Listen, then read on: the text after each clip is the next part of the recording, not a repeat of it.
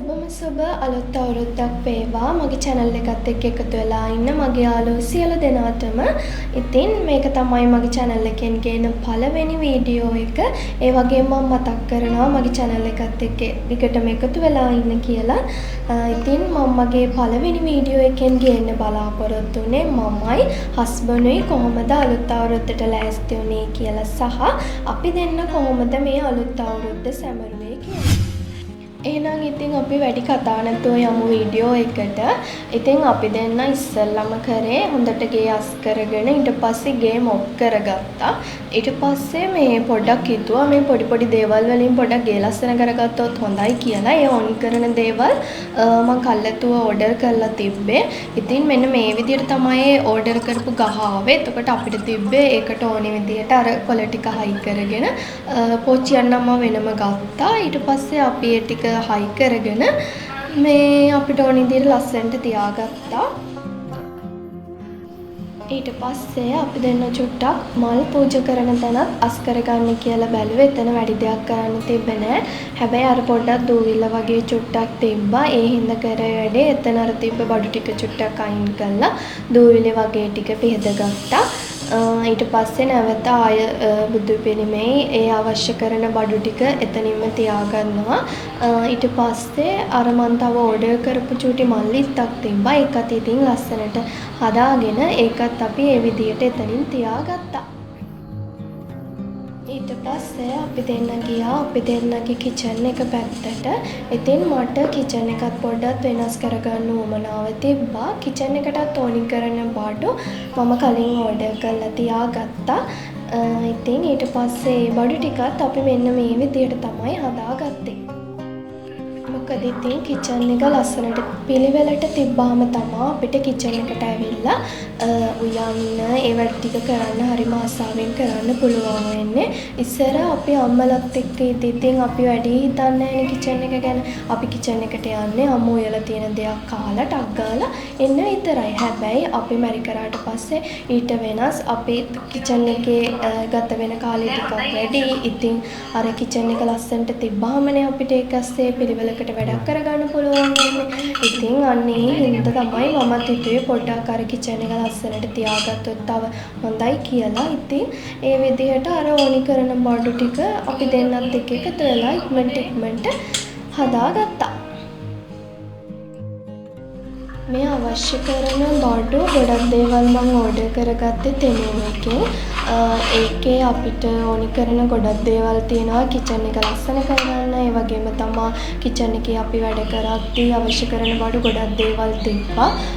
ඉතින් අපිට අර අවශ්‍ය ප්‍රමාණය කියන්නේ දිග පළල උස අපිට ඕන විදිහට බලලා ඕඩර් කරාම ඒ අවශ්‍ය කරන බඩු ඒ විදිහටම එනවා. මාත් දවස් කිහිපයක්ම ඕඩර් කරා. ඒ බඩු වල එහෙම ප්‍රශ්නයක් තිබ්බේ නැහැ. ඉතින් ඒ විදිහට තමයි මේ බඩු ටික ගෙන්න ගත්තේ.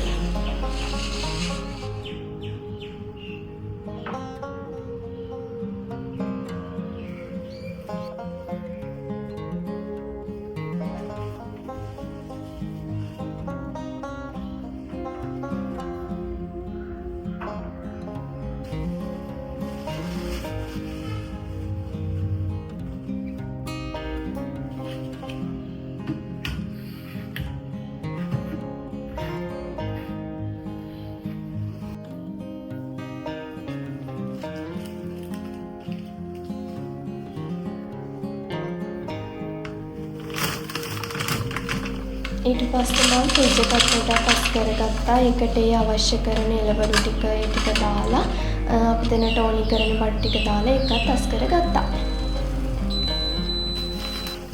ඊට පස්සේ තව අපි දෙන්නට අවශ්‍ය කරන අනෙක් මිරිස් කොඩු ඊගාවට වියලි මිරිස් අන්න ඒ වගේ කිරි පිටි ඒ වගේ බඩු පොඩ්ඩක් අපි ගත්තා. ඒ කියන්නේ ගොඩාක් කියලා බඩු ගන්න තිබ්බ නෑ. මොකද ඉතින් අපි දෙන්න ගොඩක් වෙලාවට එළියට යවනවා ටවුන් එකට යවනවා. එතකොට අර ඒ අවශ්‍ය කරන බඩු සමහර වෙලාවට ඒ ගමන්ම අරන් එනවා. ඒ නිසා පොඩි බඩු ප්‍රමාණයක් තමයි ගන්න තිබ්බේ. ඒ ටිකත් ඉතින් අපි ඔය ටවුමට ගියාම අරගෙන ආවා. ඊට පස්සේ ඉතින් ඒ බඩු ටිකත් මම එළියට අරගෙන පැන්ට්‍රියෙන් අස් කරගන්න තමයි මේ හදන්නේ.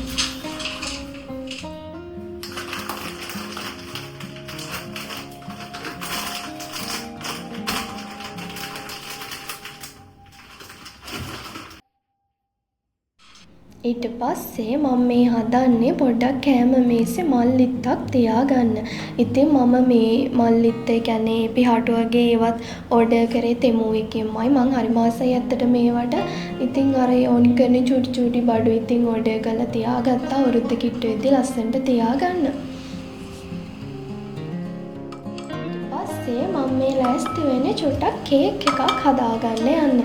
මම කැවිලි ජාති එහෙම මොනවත් හදන්න දන්නේ නැහැ ඇත්තටම. ඉතින් මම කරපු වැඩේ අම්මත් එක්ක කතා කරලා අම්මලාගේ ගෙදරට ගිහිල්ලා අපේ අම්මලාටයි අපේ ගෙදරටයි ඕනි කරන කැවිලි ටිකක් අම්මත් එක්ක එකතු වෙලා හදාගෙන අපේ ගෙදරට අරගෙන ආවා. ඒ කියන්නේ කැවුම් ටිකක් ඊට පස්සේ කොකිස් අලුවා වැලි තලක ඒවත් එක්ක එකතු වෙලා හදලා අපේ ගෙදරට අරගෙන ආවා. මම දැන් මේ කේක් එක හදන ගමන් තමයි ඉන්නේ. ඉතින් මාතින් මේ කේක් එකට බිත්තර දෙකක්ම එකපාර වැඩිම බීට් කරන්න. ගොඩක් වෙලාවට කේක් දාලානේ බීට් කරන්නේ. ඉතින් අර හදිස්සියක් එකේ ගෙදර පොඩා වැඩක් ඉතින් තනියම තමයි අපි දෙන්න කරගන්නේ. ඒ වෙලාවේ අර තිබ්බ හදිස්සියට බිත්තර දෙකම කොහොම හරි වැටුණා. කොහොම වෙතත් ඉතින් අන්තිමට ওই විදිහට මම කේක් එකේ මිශ්‍රණයත් හදාගෙන ඒක oven එකට දානවා. කොහොම හරි කේක් එක හොඳට හැදිලා එනවා උලක් එන්නේ. ඊට පස්සේ ඉතින් මම කරපු වැඩේ තමයි කේක් එක පොඩ්ඩක් අයිසිං කරගන්න හැදුවේ.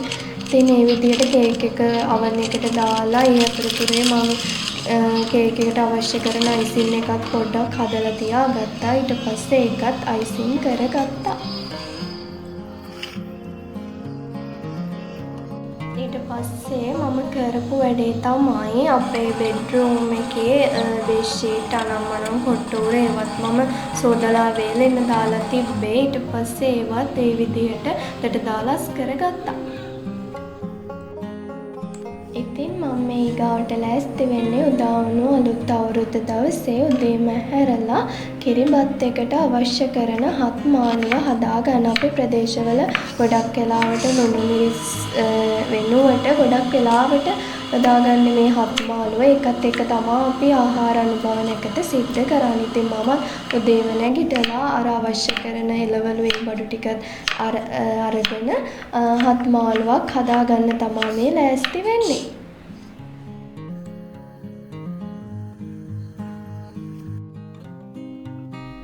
එතනින් අනතුරුව අපි දෙන්න කරපු වැඩේ තමයි අර මම උයාගත්ත හත් මාළුව සහ කිරිබත් එකේ ඉස්සෙල්ලාම කොටස අපේ ගෞතම බුදුරජාණන් වහන්සේට පූජා කරන එක. ඊට පස්සේ අපි කලින් හදාගත්ත කැවිලි සහ මල් වට්ටිය ඒ දේවල් සහ අනිකුත් දේවලුත් අපි දෙන්න විසින් පූජා කරලා මල් පහන් පූජා කරලා ඉස්සෙල්ලාම අලුත් අවුරුද්ද දවසේ බුදුරජාණන් වහන්සේගේ ආශිර්වාදය ලබා ගත්ත එක තමයි අපි දෙන්න ඉස්සෙල්ලාම කරේ.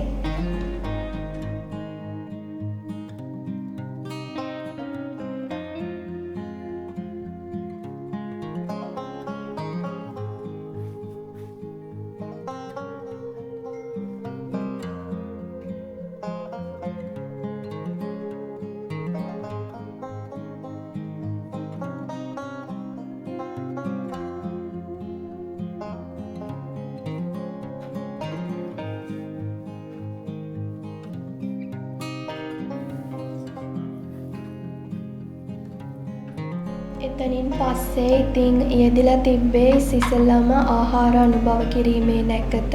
ඊට කලින් ඉතින් අපි දෙන්න කරපු වැඩේ තමයි අපි දෙන්නගේ කෑම මේසේ ලස්සනට හදාගන්න එක. මොකද මේක තමයි අපි දෙන්න මැරි කරාට පස්සේ අපි දෙන්නගේ පළවෙනි අලුත් අවුරුද්ද. ඒ කියන්නේ පවුලෙන් ඈත් වෙලා ගත කරන පළවෙනි අවුරුද්ද. ඉතින් ඒක අපි දෙන්නත් එක්ක හරිම ආදරෙන් ඒ වගේම ආසාවෙන් තමයි ඒ කටයුතු හැමදේම දෙන්නත් එක්ක සිද්ධ කරේ.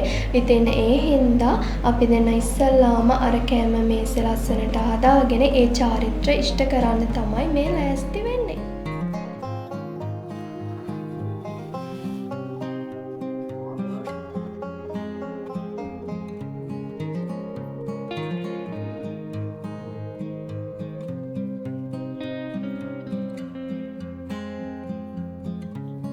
ඉතින් පුරුදු විදිහට මම තමයි අපේ ගෙදර පවුලේ බාලයා. ඉතින් ඉස්සර තාත්ති බත් කවද්දී ඉස්සෙල්ලා මට තමයි කවන්නේ. මොකද මම පුංචි ඉඳලා ඊට පස්සේ අයියට අම්මට ඒ විදියට තාත්ති බත් කවලා එයත් කටක් කනවා. ඉතින් මට ඒ දේවලුත් ඒ වෙලාවේ සිහිපත් වුණා. ඉතින් ඒ අඩුව මම දන්නවා මට හවිය කොයි වෙලාවකවත් ඇරෙන්න දෙන්නේ නැහැ. මොකද අම්මට හරි මාතරේ. ඒ මතකත් එක්ක ඒවත් ඉතින් අපි දෙන්න ඒවත් කතා කර කර අපි දෙන්න ඉක්මනට කිරිබත් කෑවා.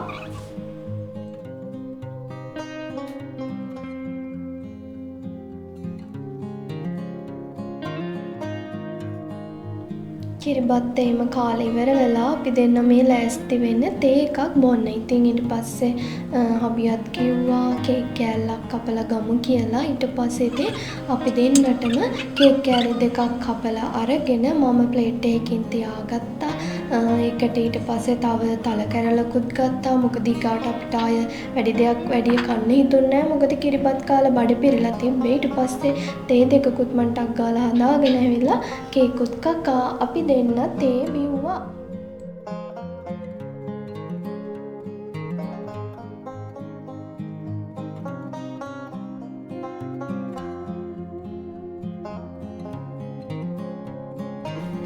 තේ එහෙම බීලා ඉවර වෙලා අපි දැන් ඉතින් චුට්ටක් වෙලා ඉඳලා අපි ලෑස්තිනේ අම්මලාගේ ගෙදර යන්න. ඊට පස්සේ යාළුවා තේ ගත්ත වැඩුම් ටිකක් අපි මේ විදියට කවර වලට දාගන්න තමයි මේ ලෑස්ති වෙන්නේ.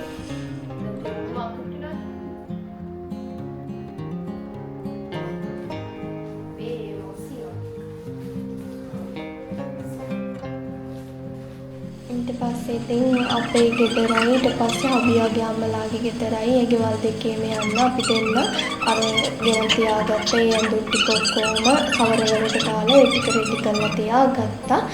ඊට පස්සේ මම අම්මලාට අවශ්‍ය කරන අනිත් බඩු බාහිර ආදියත් ලස්සනට ඒ ටිකත් පිළිවෙලට හදාගත්තා. අපි හදාගත්ත කැවිලි වලින් චුට්ටක් දාලා ඒ ටිකත් හදාගත්තා.